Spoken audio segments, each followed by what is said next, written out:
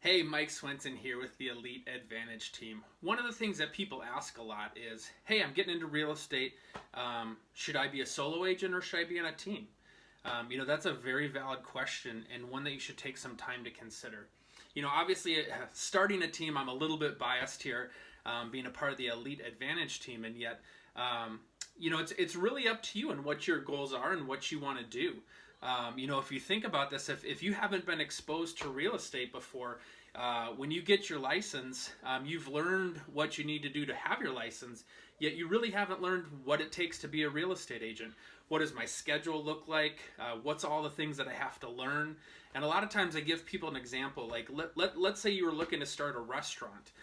Hey, I want to start my own restaurant. Well, do you have any experience in what you want the menu to be? No, not really. Do you know anything about food costs, managing food costs? No, not really. What about managing labor, hiring, training, great people to work in your restaurant? No, don't really have any experience in that. Well, then a lot of times you'd think that might be foolish to start your own restaurant. And in some ways, you have resources and people at your disposal with your broker. And yet, if you haven't been in the real estate industry before, you're going through all these things for the first time yourself. And so what a team can provide is a lot of leverage and support. So if I was a solo agent, what I would be spending my time on is a long learning curve. B, I'd be spending my time figuring things out, making a lot of decisions. What do I want my logo to look like? What do my business cards look like? What do all my flyers look like? What do my presentations look like? What do I say to people when I'm on the phone? There's lots of things that you have to consider, so lots of things that you have to make a decision on. And that just takes a much longer time before you get get your feet underneath you and get moving a lot faster. So not right, wrong, or otherwise, just understand that that's what's going to happen when you're on your own. If you're on our team, you have a lot more instant leverage.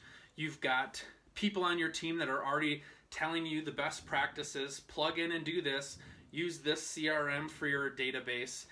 Here's our process for this. Here's what you do for a listing. Here's what you do when you have a purchase agreement. Here's your materials. Here's your business cards. So all those things that you would normally have to come up with by yourself are now provided to you. So you can hit the ground running a lot faster. And instead of having to learn this many things, you really have to learn this many things, and you can focus on those few things and get to mastery much quicker. So being on a team can certainly accelerate the learning curve for you. Also, there's less financial risk. You don't have to buy signs. You don't have to pay a photographer, a stager, a videographer. For most teams, they cover that for you. You don't have to pay for leads. So a lot of those financial risks of being in a new industry, not really knowing what to do yet, they're taken away because the team covers that for you. Training and support, which I talked about, they're just going to help you plug in, do these things, and here's what you need to do to be successful. And then in addition to that, there's kind of the word that sometimes people think is a four-letter word, and that's accountability. Look, you're an independent contractor, you're on a team, you're in business for yourself, and yet we realize that together we can go further. And it's helping to hold you accountable to your time. If you were on a professional sports team, you've got your coach telling you what to do, where to go. And that accountability can get more out of you than if you were on your own. And so that's the beauty of being on a team too, is you have somebody to help hold you accountable. You also have a great support system in your teammates. You can ask them for questions. If you're on a great team, hopefully you have a great culture and just a great team experience that you can plug into versus feeling a little bit more isolated. So those are the things that a team can provide you.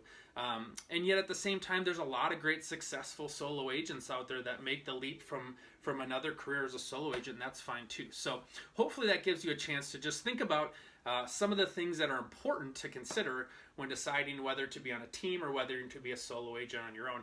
And also I'd recommend just watch our other videos too for the other great resources to other questions that you might have when thinking about getting into real estate. Thanks so much. Hey, wait! If you want to watch another one of our videos about buying, selling, or investing in real estate or resources for our agents, click here. If you want to subscribe to our channel, click here. Thanks.